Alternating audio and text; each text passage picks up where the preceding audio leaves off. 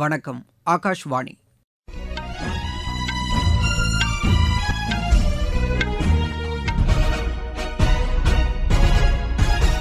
செய்திகள் வாசிப்பவர் பாலசுப்ரமணி கன்னியப்பன். தலைப்புச் செய்திகள்: யுக்ரைனில் தாம் மேற்கொண்ட பயணம் வரலாற்று சிறப்புமிக்கதாக அமைந்தது என்று பிரதமர் திரு நரேந்திர மோடி தெரிவித்துள்ளார். வெள்ளத்தால் பாதிக்கப்பட்டுள்ள திரிபுரா மாநிலத்தின் மீட்புப் பணிகளுக்கு அனைத்து உதவிகளையும் மத்திய அரசு வழங்கியிருப்பதாக உள்துறை அமைச்சர் திரு அமித்ஷா கூறியுள்ளார்.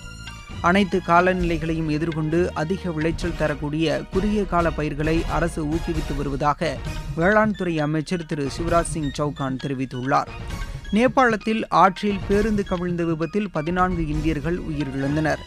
20 வயதுக்குட்பட்டோருக்கான தெற்காசிய கால்பந்து சாம்பியன் போட்டியில் இந்தியா அரையிறுதிக்கு முன்னேறியுள்ளது. இனி விரிவான செய்திகள். யுக்ரைனில் தாம் மேற்கொண்ட பயணம் வரலாற்று சிறப்புமிக்கதாக அமைந்தது என்று பிரதமர் திரு நரேந்திர மோடி தெரிவித்துள்ளார். யுக்ரைன் தலைநகர் கீவ் நகரில் அந்நாட்டு அதிபர் திரு விளாடிமிர் ஜெலன்ஸ்கியுடன் இருதரப்பு பேச்சுக்கள் நடத்தினார். தமது யுக்ரைன் பயணம் குறித்து சமூக வலைதளத்தில் பதிவிட்டுள்ள பிரதமர், இரு நாடுகளுக்கும் இடையான நட்புறவை மேலும் வலுப்படுத்தும் வகையில் தமது இந்த பயணம் அமைந்ததாகவும் அந்நாட்டு அதிபருடனான பேச்சுக்கள் ஆக்கப்பூர்வமான வகையில் இருந்ததாகவும் தெரிவித்துள்ளார். அந்நாட்டில் அமைதி நிச்சயம் ஏற்படும் என்று இந்தியா உறுதியுடன் நம்புவதாகவும் பிரதமர் குறிப்பிட்டுள்ளார். யுக்ரைன் அரசு மற்றும் அந்நாட்டு மக்கள் அளித்த வரவேற்புக்கு நன்றி தெரிவித்துக் கொள்வதாகவும் பிரதமர் திரு நரேந்திர மோடி அதில் தெரிவித்துள்ளார். இந்த சந்திப்பு குறித்து செய்தியாளர்களிடம் பேசிய வெளியுறவுத்துறை அமைச்சர் திரு ஜெய்சங்கர், யுக்ரைனில் அமைதி பேச்சுவார்த்தையை தொடர்வது குறித்து அந்த நாடுதான் முடிவெடுக்க வேண்டும் என்று கூறினார்.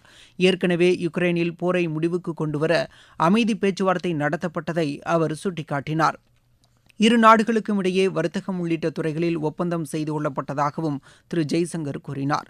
முன்னதாக கீவ் நகரில் போரின் போது கொல்லப்பட்ட குழந்தைகளின் நினைவாக அமைக்கப்பட்டுள்ள தேசிய நினைவிடத்தில் பிரதமர் திரு நரேந்திர மோடி மரியாதை செலுத்தினார். அவருடன் யுக்ரைன் அதிபர் திரு விளாடிமிர் ஜெலன்ஸ்கியும் சென்றிருந்தார்.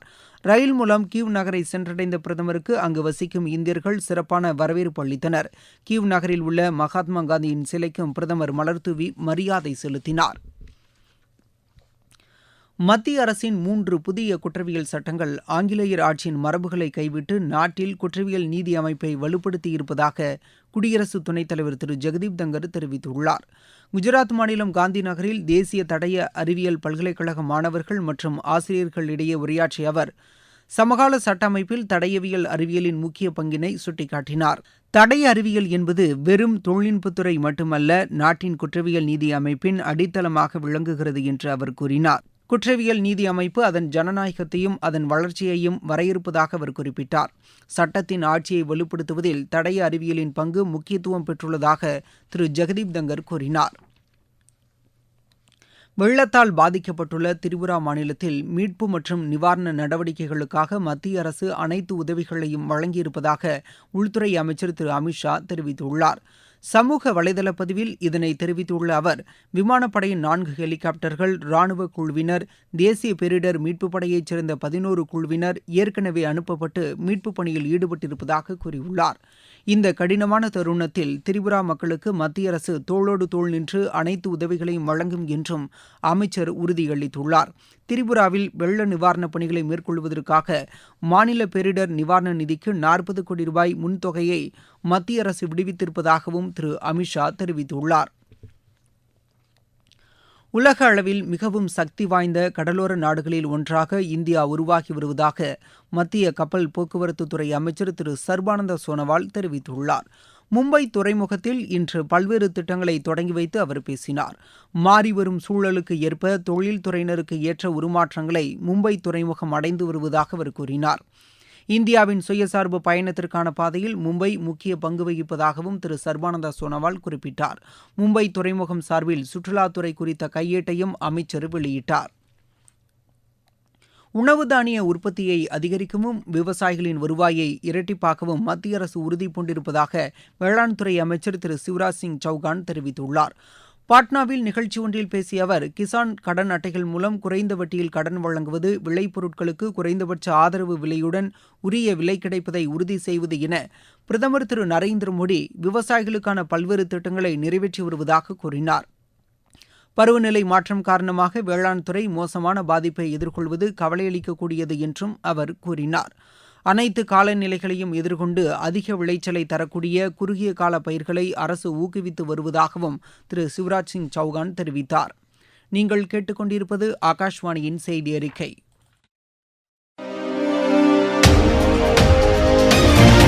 நேயர்களே, சென்னை அகில இந்திய வானொலியின் மாநில செய்திப் பிரிவு வழங்கும் சுடல் விளக்கு சனிக்கிழமை தோறும் காலை 7 மணிக்கு ஒலிபரப்பாகிறது.